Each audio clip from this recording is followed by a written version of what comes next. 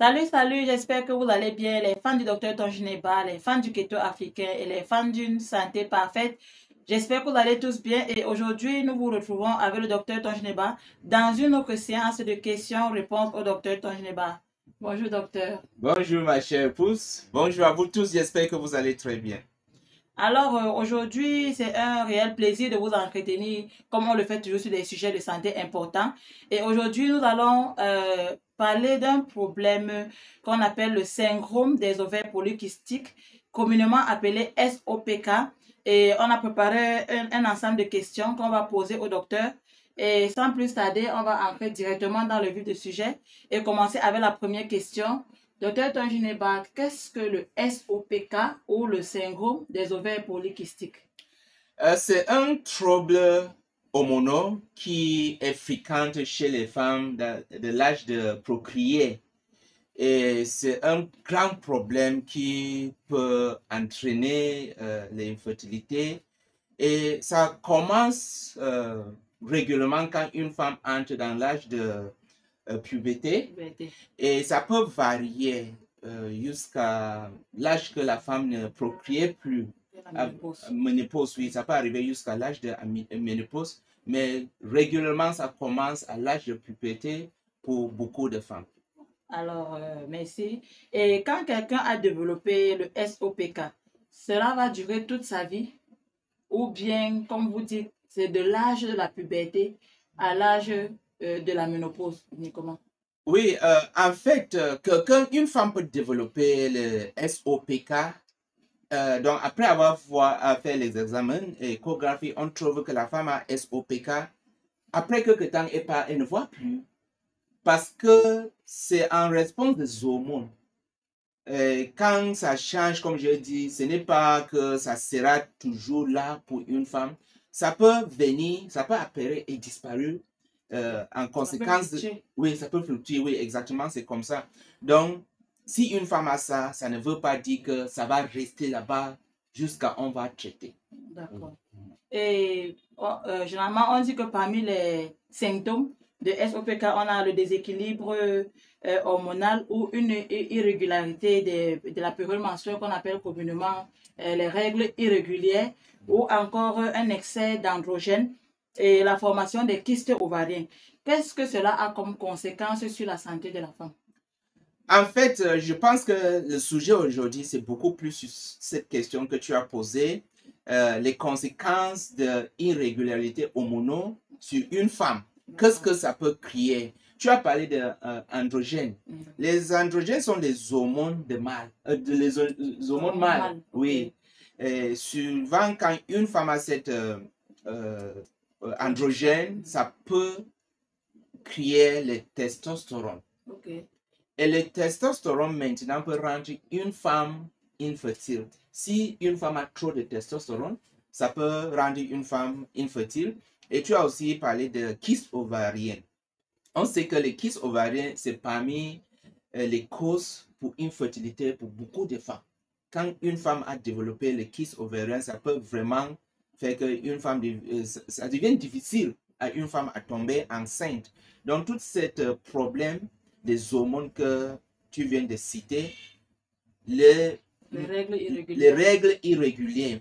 Oui, les règles irrégulières qui viennent avec manque d'ovulation, c'est la première cause d'infertilité chez les femmes. Ou l'absence de règles aussi? Oui, ça peut aussi être absence de règles parce que quand tu as déjà ce problème de SOPK, syndrome des ovaires polykystiques, ça peut venir avec manque de règles irrégulières et un taux d'androgène augmenté qui peut même faire une femme développe les moustaches comme pour moi. Je blague seulement, la barbe, non pas comme pour moi, oui. Le petit barbe, ce n'est pas comme pour moi. Et aussi un gros voix comme un voix d'un homme. Donc les caractères sexuels masculins. Exactement, c'est ça. Ça peut développer les caractères d'un homme. Oui, et ça peut empêcher une femme de tomber enceinte. Ok, et docteur Tongineba, peut-on donc traiter ce problème? Oui, généralement, oui, on peut bien le traiter. Je sais que beaucoup de gens qui écoutent, qui ont fait un peu de research, on dit qu'on ne traite pas. Mais ce n'est pas vrai parce que il y a même les méthodes chirurgicales, Okay. oui. Donc on peut faire ça. Il y a la manière qu'on fait pour opérer ça. Et il y a aussi les approches nutritionnelles. Ce qu'on fait ici, comment vous pouvez vraiment soigner ce problème de kyste ovarien ou les SOPK avec votre mode d'alimentation. Et je peux dire que c'est très efficace sans effet secondaire. Parce que plusieurs fois, quand on fait même une opération, ça revient.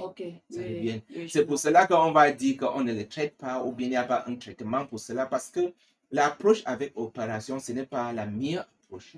Oui, c'est quelque chose qui est hormonal et on peut le gérer avec une approche alimentaire. Ok. Et directement, ça m'amène à la prochaine question. On vous connaît comme le spécialiste de traiter les maladies avec l'alimentation. Et généralement, c'est les maladies liées à la résistance à l'insuline. Qu'est-ce que la résistance à l'insuline peut avoir donc à faire avec le SOPK?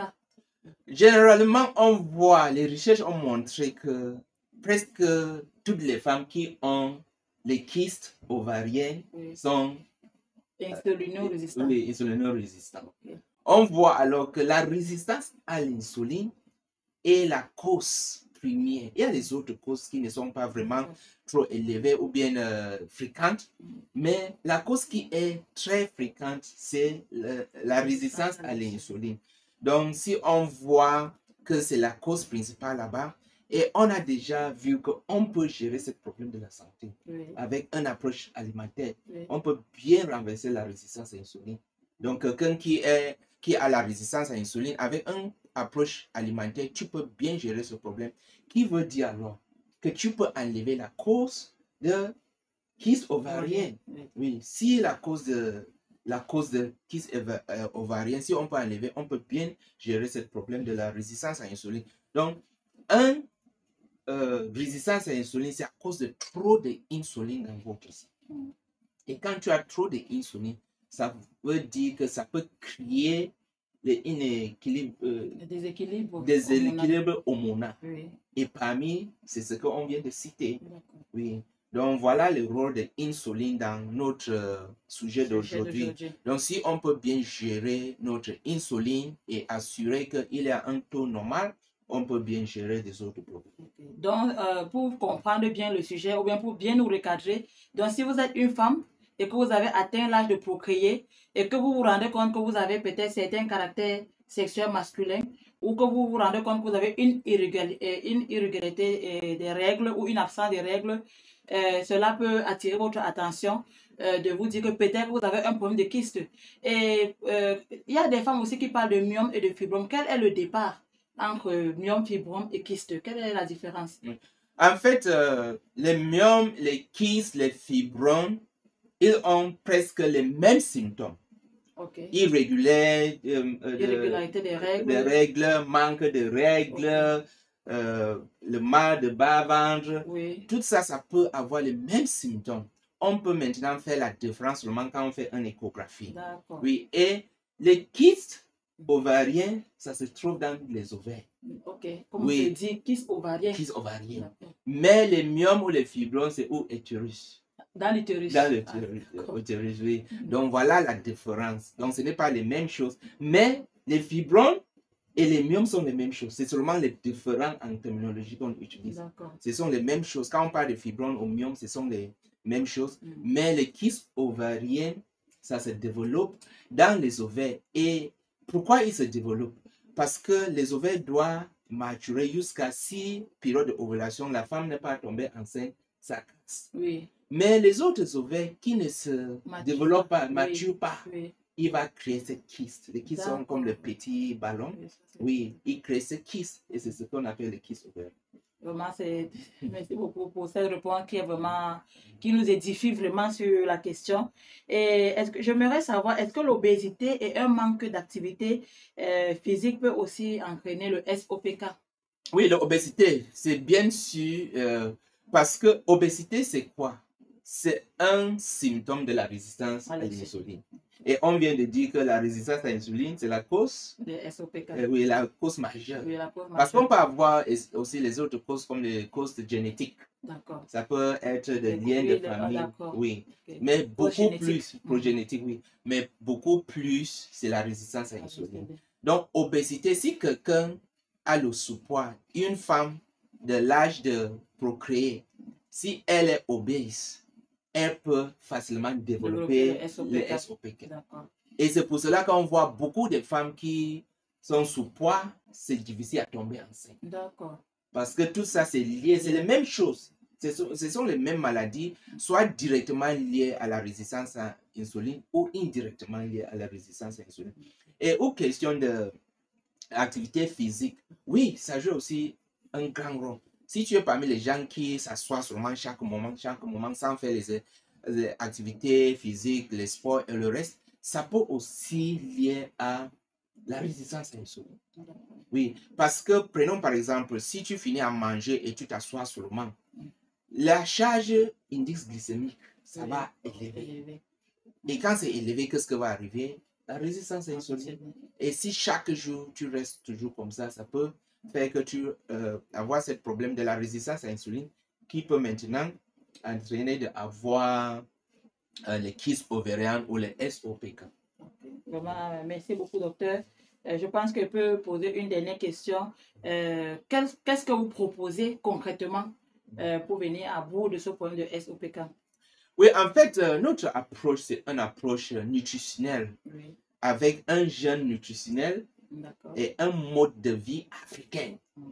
Donc, nous sommes là pour vous montrer comment vous pouvez bien utiliser votre aliment traditionnel préféré pour résoudre des problèmes de santé qui sont liés à la résistance à l'insuline.